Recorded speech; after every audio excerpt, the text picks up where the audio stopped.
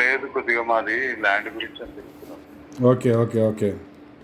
అదే నిన్న కాల్ చేశాను నువ్వు వస్తావేమో అని. నిన్న చిన్న మీటింగ్ జరిగిండే ఆప్టికల్ రాజా ఆఫీస్ షాప్లోను. ఇవన్నీ పనికిరాని మీటింగ్లు పోయి అమరు వస్తేనే పని అవుతుంది ఏదైనా.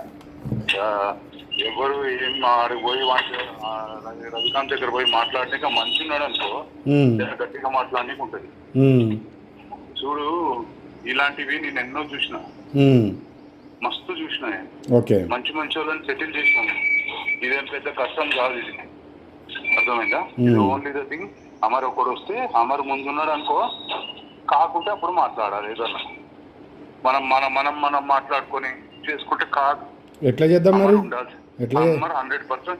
అమర్ 100% ఉంటే ఎక్కడ పెడదాం మరి? మీటింగ్ ఎక్కడ పెడదాం చెప్పు. మీటింగ్ ఏం లేదు, చక్కగా అమర్ వస్తే చక్కగా ఫిక్స్డే రవికాంత్ ఎక్కడ ఎక్కడ కూర్చుంది అంతే, అట్లుండాలి. అంతేగాని సరే, రాసిస్తే కాదు.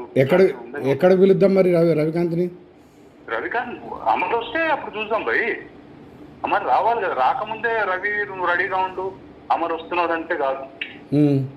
ఫస్ట్ అమర్ వచ్చిందనుకో, అప్పుడు ఎట్లా ఎట్లా చేయాలనో అట్లా చేయొచ్చు. ఇప్పుడు వస్తే ఎట్లుంటుంది సిచ్యువేషన్ చెప్పు నువ్వు.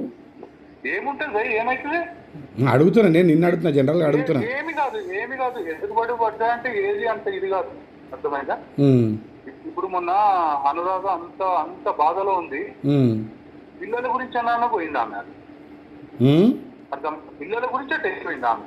ఎవరికి ఏం ఇన్ఫర్మేషన్ ఇవ్వకుండా చక్కగా ఖమ్మం వెళ్ళిపోయింది, తీసుకొని పోయింది కదా. అవును, పిల్లల గురించే కదా మరి అయిపోయింది. ఆమె సైలెంట్ గానే ఉన్నది.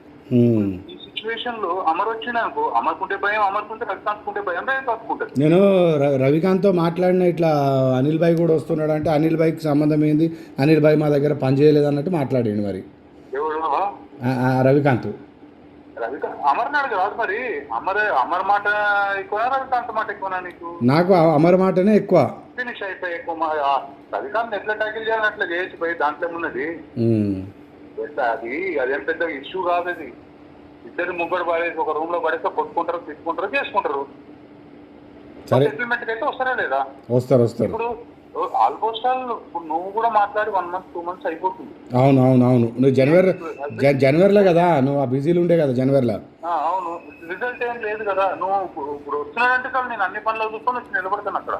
సరే, ఓకే, థ్యాంక్ యూ. రైట్.